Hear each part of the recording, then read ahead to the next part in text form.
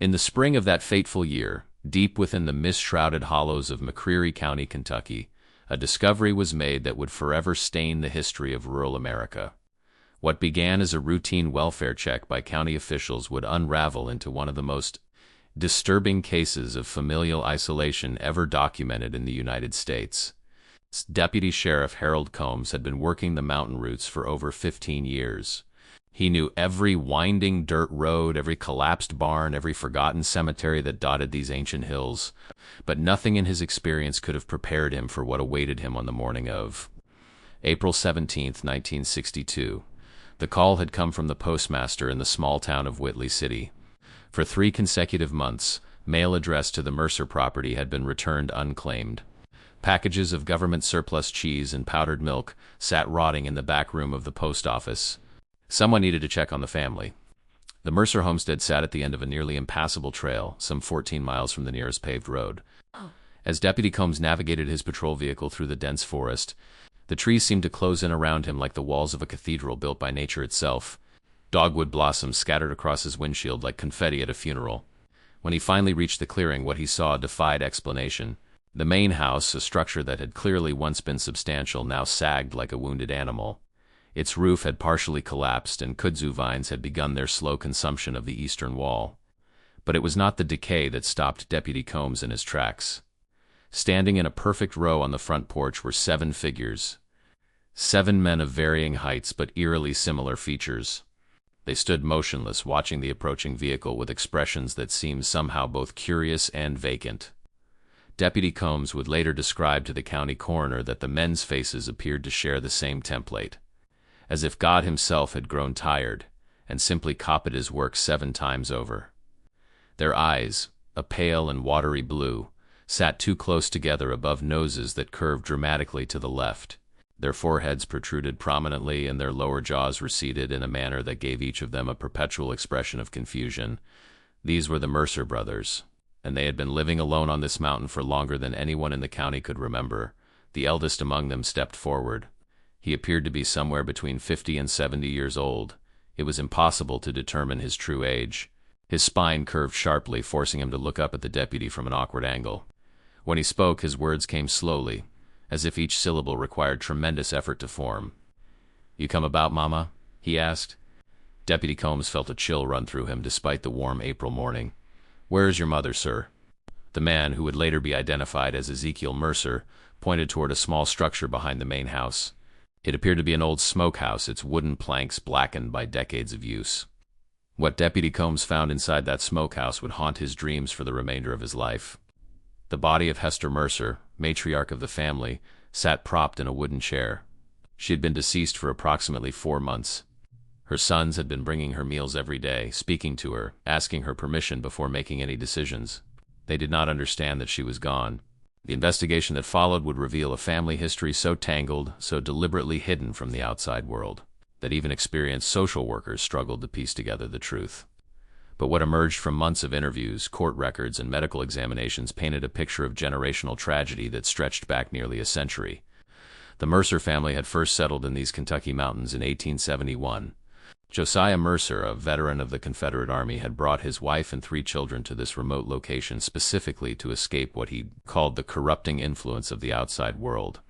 He believed that the bloodline of his family was pure and superior, and he was determined to keep it that way. What Josiah began as ideology, his descendants would continue as tradition. The brothers that Deputy Combs encountered that April morning were the product of 4 generations of closed family unions. Their father, a man named Cornelius Mercer, had taken his own sister as his companion.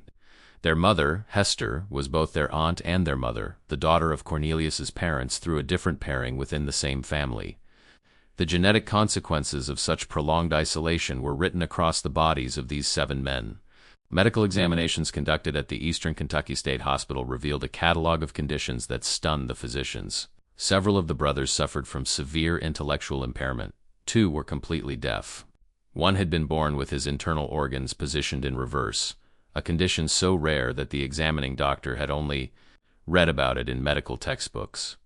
But it was their confession that truly shocked the investigators. When questioned about their family history, the brothers spoke with a matter-of-factness that was perhaps more disturbing than the revelations themselves.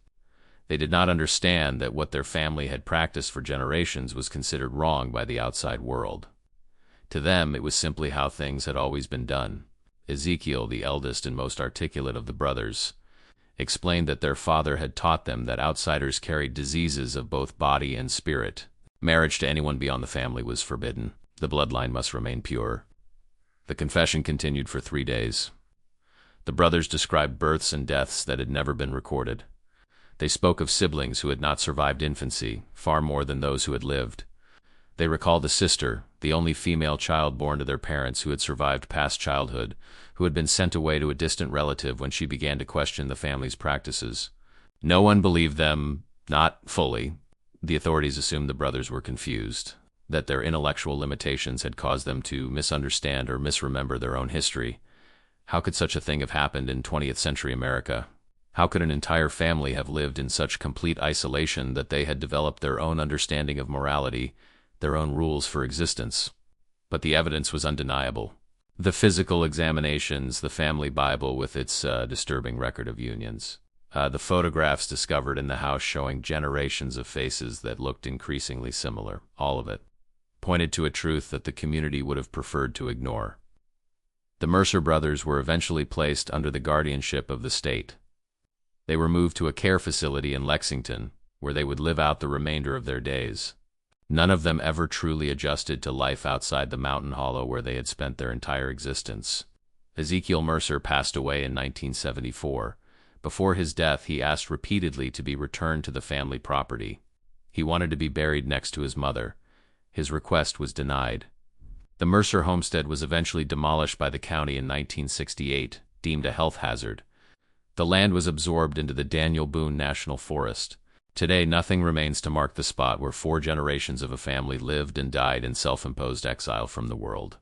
But the story of the Mercer brothers did not end with the demolition of their home.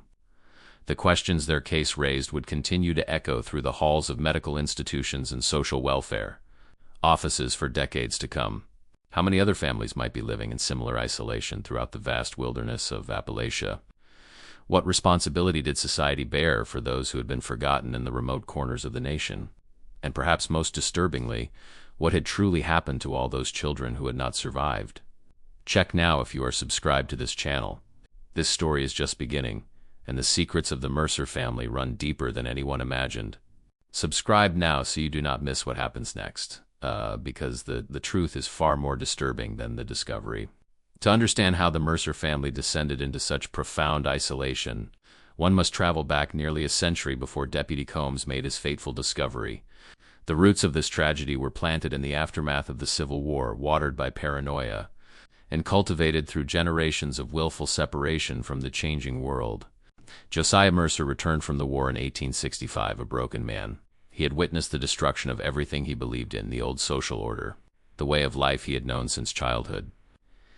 The defeat of the Confederacy represented in his mind not merely a military loss, but the beginning of an era he wanted no part of. He gathered his wife, Martha, and their 3 young children and began the long journey into the mountains. They traveled for weeks, moving ever deeper into the wilderness until they found a hollow so remote that Josiah was satisfied no one would ever follow them. The first years were brutal. Martha gave birth to 2 more children in those early times, both of whom perished before their first birthdays. The harsh conditions of mountain life, the lack of medical care, the isolation from any form of assistance, all of it took its toll on the young family. But Josiah was undeterred. He saw these losses not as reasons to rejoin society, but as tests of his resolve. He began to develop a philosophy that would poison his family for generations to come. In Josiah's worldview, the outside world was contaminated.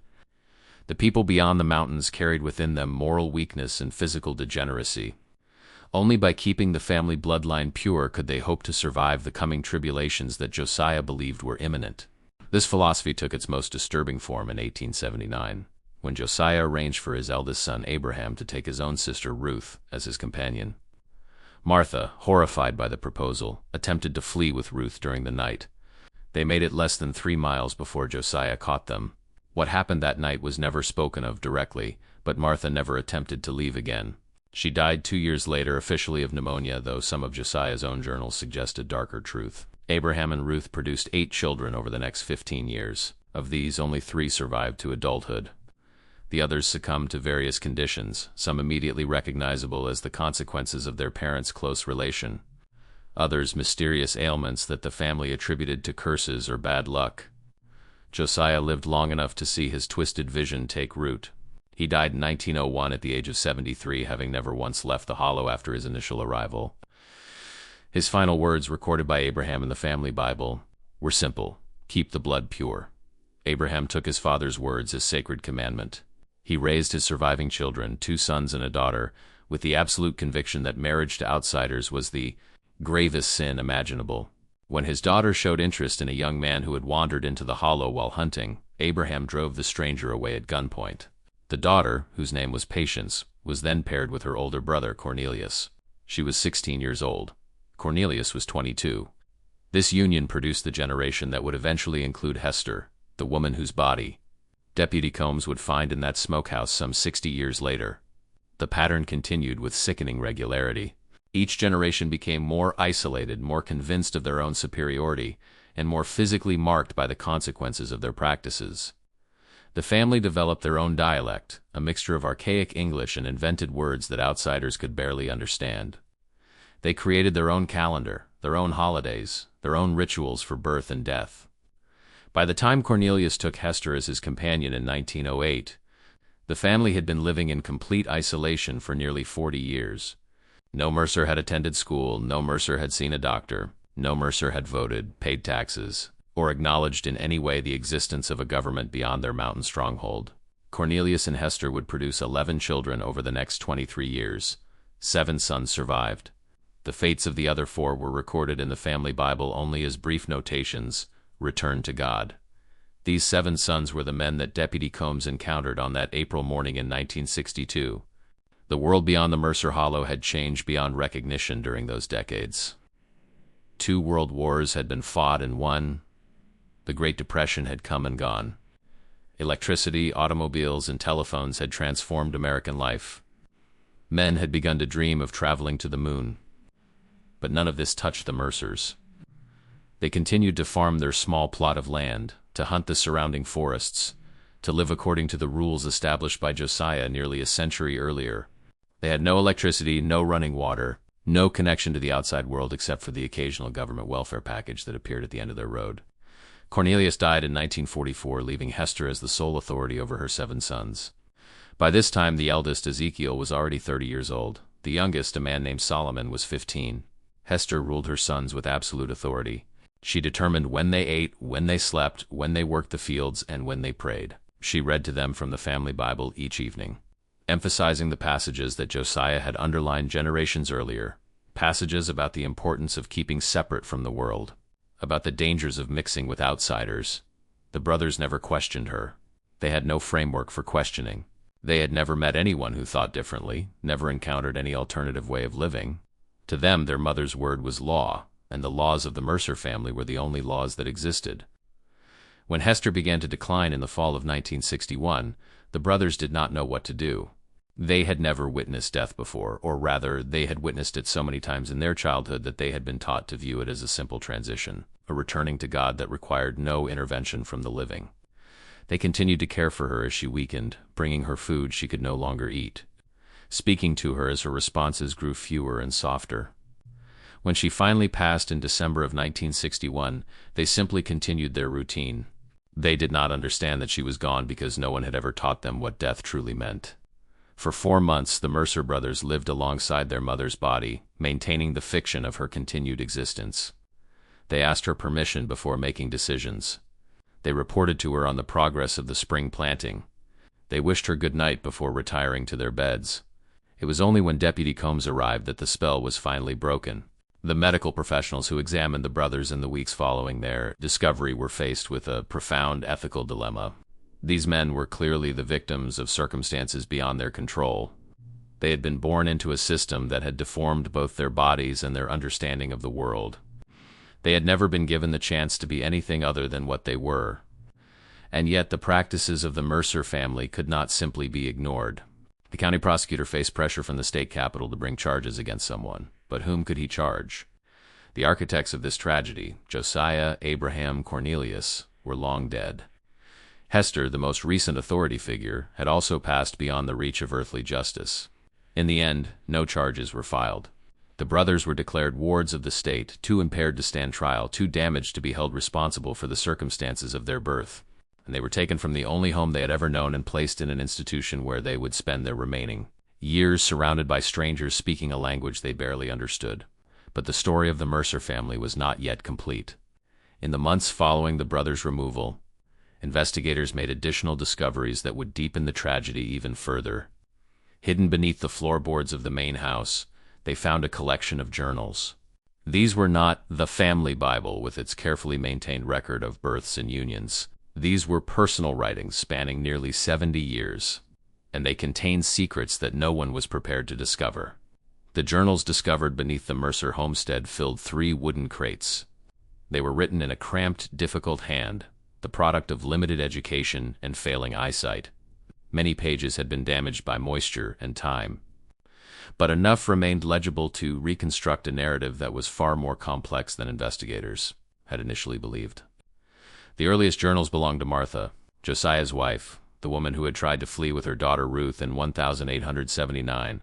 Her writings revealed a mind that was far from willing participant in her husband's schemes. He speaks of purity as though it were a virtue, Martha wrote in an entry dated March 1877.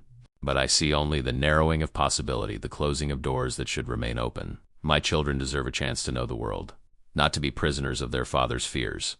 Martha's journals documented her growing horror as Josiah's plans became clear. She wrote of arguments that ended in violence, of nights spent weeping while her husband quoted scripture to justify his demands. She wrote of her desperate attempt to save Ruth and the brutal consequences that followed. The final entry in Martha's journal was dated just 3 weeks before her recorded death in 1881. I failed my children, she wrote. God forgive me, for I know they will not have the chance to forgive themselves. But it was the journals of later generations that proved most revealing. Among the papers was a complete diary kept by a woman named Patience, the daughter of Abraham and Ruth, who had been paired with her brother Cornelius. Patience's writing spanned from 1898, when she was just 14 years old, until 1923, the year she disappeared from the family records entirely. Her journals revealed a woman of surprising intelligence and devastating self-awareness.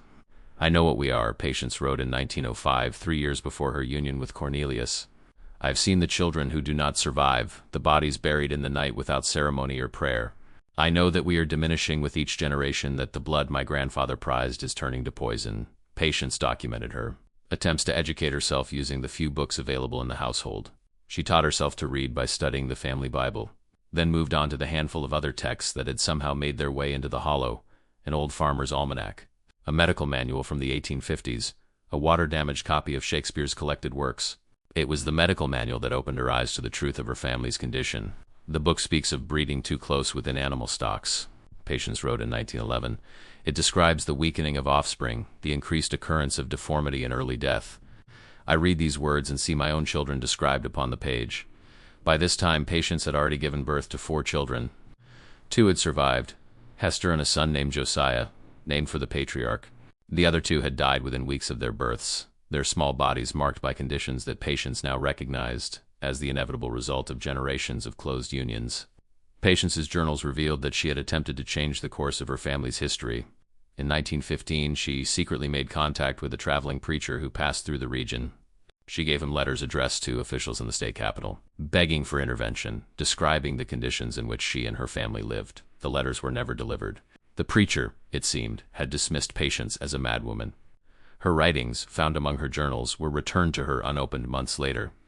The preacher had included a note suggesting that she pray more and worry less about matters beyond her understanding. Patience continued to document life in the hollow until 1923. Her final entries grew increasingly desperate, her handwriting more erratic. Cornelius suspects, she wrote in her second-to-last entry. He has questioned why I spend so much time with my papers. I have hidden them as best I can, but he has eyes everywhere. The boys report to him everything they see. Her final entry, dated September 3, 1923, contained only a single sentence. If these words are ever read, know that I tried. Patience disappeared from the family records after that date. The family Bible recorded no death, no burial. She simply ceased to exist. When investigators questioned the surviving Mercer brothers about what had happened to their grandmother, they claimed no memory of her at all. It was as if she had been erased from the family history. The discovery of these journals forced investigators to reconsider everything they thought they knew about the Mercer family. This was not simply a story of ignorance and isolation. There had been voices of dissent, women who recognized the horror of what was being done and tried to stop it. Their efforts had been crushed, their memories erased, their warnings buried beneath floorboards where they would remain hidden for decades. If you feel the weight of Patience's struggle, if her desperate attempts to save her family have moved you, pause this video right now and leave a comment saying, "Patience, your words were finally heard." Let her know that after all these years of silence, someone is listening. The journals also contained references to other family members who had been removed or silenced over the generations. There were mentions of a son who had tried to flee in 1889 and was brought back by force. There were whispered references to a daughter who had been sent away to distant relatives, the same sister the Mercer brothers had mentioned in their confession. Investigators attempted to trace this sister, hoping she might provide additional information about the family's history. After months of searching, they located a woman named Constance, living in a small town in Ohio. She was 73 years old and had not spoken of her family of origin in more than 50 years. Constance agreed to meet with investigators only once. She arrived at the appointed location wearing black, as if in mourning. When asked about her childhood, she sat in silence for nearly 10 minutes before speaking. "I was sent away because I asked questions," she finally said. "I wanted to know why we could not go to school like other children. I wanted to know why we never saw anyone from outside the hollow.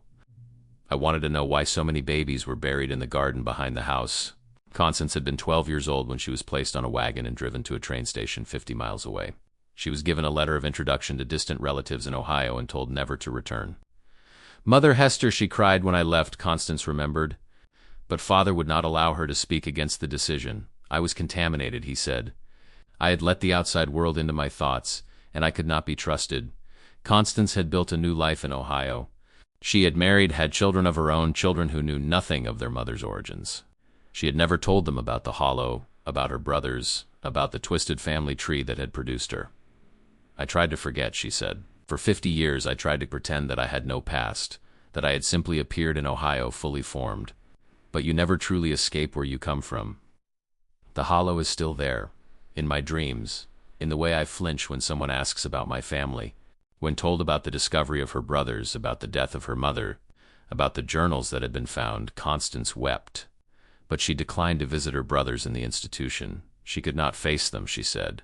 She could not look into eyes that so closely resembled her own and confront the life she had escaped.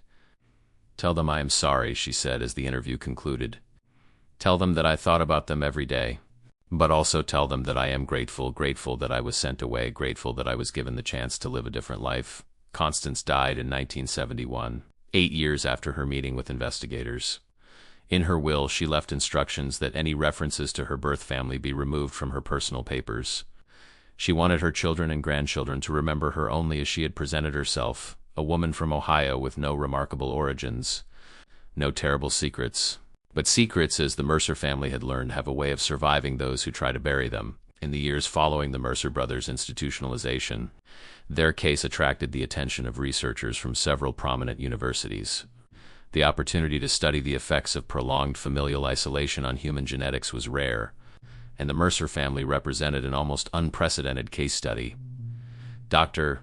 Harrison Wells, a geneticist from the University of Kentucky, spent 3 years studying the Mercer brothers. His findings, published in a medical journal in 1967, painted a detailed picture of the biological consequences of the family's practices.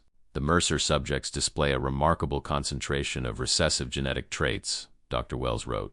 Conditions that appear rarely in the general population, occurring perhaps once in every 10,000 births, appear in this family with a frequency that suggests nearly complete genetic homogeneity. The physical manifestations were the most obvious. All 7 brothers shared the characteristic facial features that had so disturbed Deputy Combs: the closely set eyes, the curved noses, the receding chins.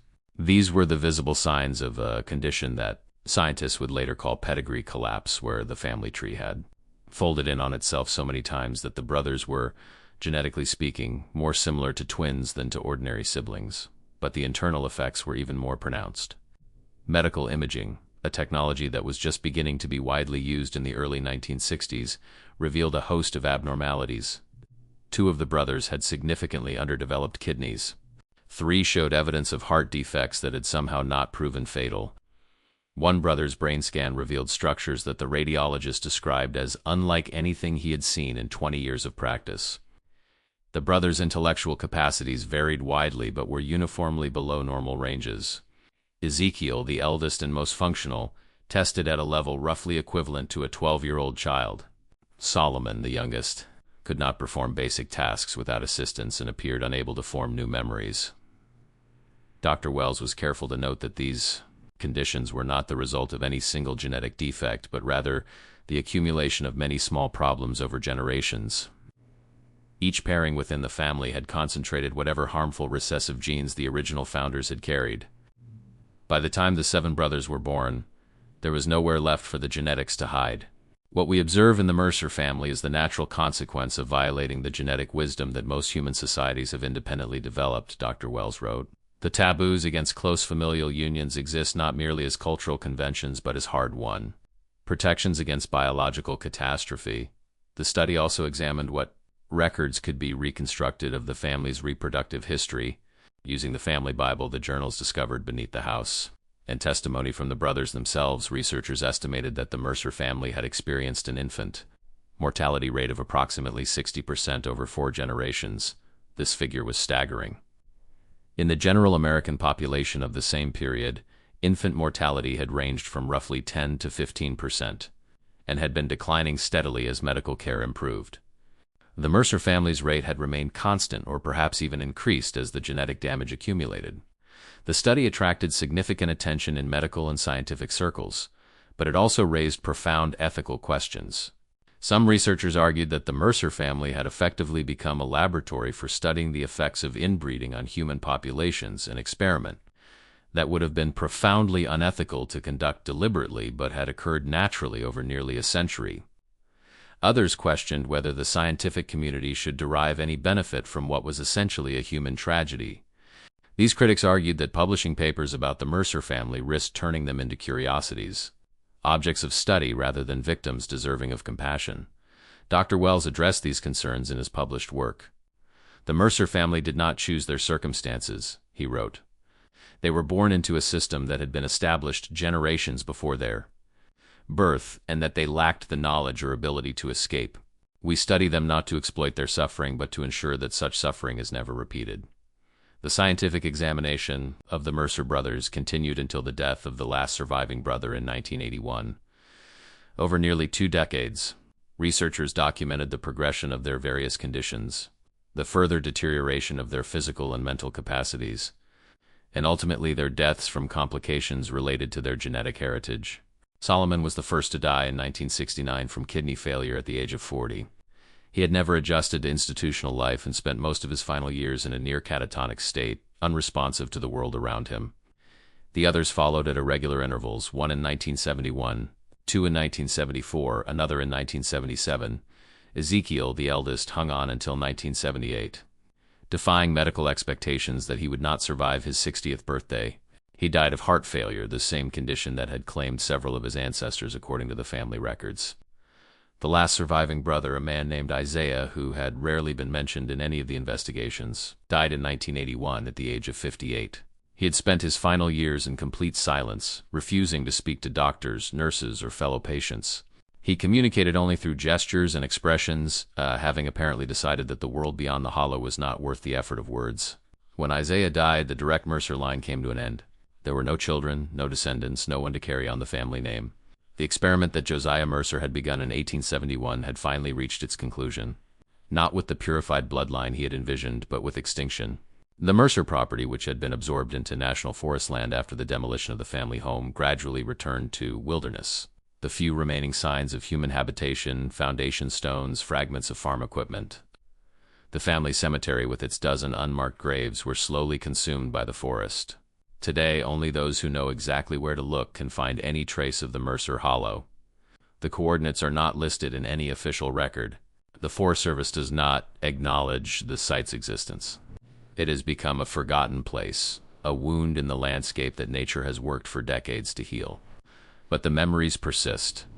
In the archives of the University of Kentucky, boxes of research materials sit unopened, awaiting future scholars who might wish to revisit the case. In the county courthouse of McCreary, the official reports from the 1962 investigation gather dust in a basement storage room. And in the minds of those who lived through the discovery, the few who remain alive, the images of 7 brothers standing on a collapsing porch continue to haunt. The Mercer case changed how Kentucky and other Appalachian states approached welfare checks on isolated families. In the years following the discovery, social workers were given expanded authority to investigate reports of families living in extreme isolation. Training programs were developed to help officials recognize the signs of genetic damage that might indicate problematic family practices. Whether these measures have prevented other Mercer families from developing is impossible to know. The mountains of Appalachia still contain countless hollows and valleys where families live far from the eyes of the outside world. Not all isolation leads to tragedy, not all tradition becomes pathology, but the possibility remains. And as long as there are places where families can hide from scrutiny, where children can be born and die without ever being counted, the story of the Mercer brothers serves as a warning of what can happen when isolation becomes absolute. More than 6 decades have passed since. Deputy Harold Combs first drove up that mountain road and found 7 brothers standing on a rotting porch. The world has changed beyond recognition in those years. The isolation that allowed the Mercer family to exist unnoticed for nearly a century would be almost impossible to maintain in the modern era of satellite imagery, cellular networks, and government databases that track every citizen from birth to death. And yet the questions raised by the Mercer case remain unanswered. How do we balance respect for privacy and personal liberty against the need to protect the vulnerable? How do we prevent extreme isolation from becoming a breeding ground for dysfunction and tragedy? How do we ensure that children like the Mercer brothers, born into circumstances they did not choose and cannot escape, receive the protection they deserve? These are not merely historical questions. In recent decades, cases have emerged that echo the Mercer story in disturbing ways. Families have been discovered living in complete separation from society, their children showing signs of deprivation and harm. Communities have been found where practices similar to those of the Mercers continued for generations, hidden from outside scrutiny. The differences lie primarily in degree rather than kind. The Mercer family represents an extreme case, a century-long experiment in what happens when a family completely severs its ties with the outside world. But lesser degrees of isolation produce lesser versions of the same tragedy. Children who grow up without education, without medical care, without the opportunity to develop into fully functional members of society. Deputy Combs, who made that fateful discovery in 1962, lived until 1994. In his later years, he gave several interviews about the Mercer case, always struggling to articulate what the experience had meant to him. "I have seen many things in my years as a lawman," he said in one interview conducted shortly before his death. "I have seen violence and cruelty and the worst that human beings can do to one another. But nothing prepared me for those 7 men standing on that porch, because they were not violent. They were not cruel. They were simply ... broken. Broken by a system they did not create and could not escape." Combs spent the remainder of his career advocating for better resources for rural communities, for more frequent welfare checks, for stronger connections between isolated families and the services that might help them. He never forgot the Mercer brothers, and he never stopped wondering whether he might have found them sooner if he had been looking harder. The Mercer case also had a lasting impact on how Americans understood their own history. The story challenged the romantic notion of Appalachian isolation, the idea that families who lived apart from mainstream society were simply preserving a simpler, purer way of life. The Mercers revealed the dark potential of that isolation, the way it could curdle into something pathological when taken to its extreme. Historians began to look more closely at other isolated communities, searching for evidence of similar dynamics. And what they found was a complex picture, with some communities thriving in their separation from the mainstream and others showing signs of the dysfunction that had consumed the Mercers. The key difference, researchers concluded, was not isolation itself, but rather the ideology that accompanied it. Communities that maintained connections with the outside world, that allowed their members to leave if they chose, that welcomed new blood into their gene pools. These communities could maintain their distinct identities without descending into pathology. It was only when isolation became absolute, when leaving was forbidden and outsiders were excluded entirely, that the problems began. The Mercer family had crossed that line before any of the brothers were born. By the time they entered the world, the pattern was already set, the trajectory already determined. They never had a chance. The institution where the brothers spent their final years has long since closed. replaced by a more modern facility that emphasizes community integration rather than warehousing. The building that housed them was demolished in 1988, and the site is now a shopping center. There's no plaque, no memorial, nothing to indicate that 7 men once lived out their days in that location, paying the price for decisions made by ancestors they never knew. The family cemetery in the hollow has become completely overgrown. The wooden markers that once identified the graves have rotted away. The stones that marked more recent burials have sunk into the earth or been toppled by falling trees. If Hester Mercer was eventually buried there, as her sons wished, her grave is indistinguishable from the others. The journals discovered beneath the floorboards remain in the archive, available to researchers who wish to study them. Most of the pages have been digitized, preserving the words of Martha and Patience for future generations. Their voices, silenced for so long, can now be heard by anyone who cares to listen. And their warning remains as relevant as ever. The Mercer brothers did not choose their fate. They were victims of a system that had been established generations before their birth. A system that warped their bodies and their minds and left them utterly unprepared for the world beyond their hollow. Their confession was true, even if no one believed it. They were exactly what they said they were, the end result of a century of isolation, the final generation of a family that had chosen separation over connection and paid the ultimate price. Their story deserves to be remembered not as a curiosity or a cautionary tale, but as a tragedy. A tragedy that might have been prevented if anyone had looked harder, listened closer, cared more about what was happening in the forgotten corners of America. The Mercer brothers of the Appalachians were found in 1962. No one believed their confession, but perhaps, after all these years, we are finally ready to listen. If you watched until here, it is because this story truly touched you. Leave a comment saying I watched until the end, so I can know who really appreciates the stories here on the channel. If the story of the Mercer brothers moved you, if you want to ensure that these forgotten voices continue to be heard, subscribe to this channel now. Press the bell icon to receive notifications of new stories.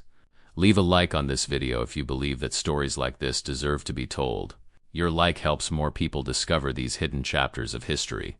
And share this video with someone who appreciates deep, meaningful stories about the human condition.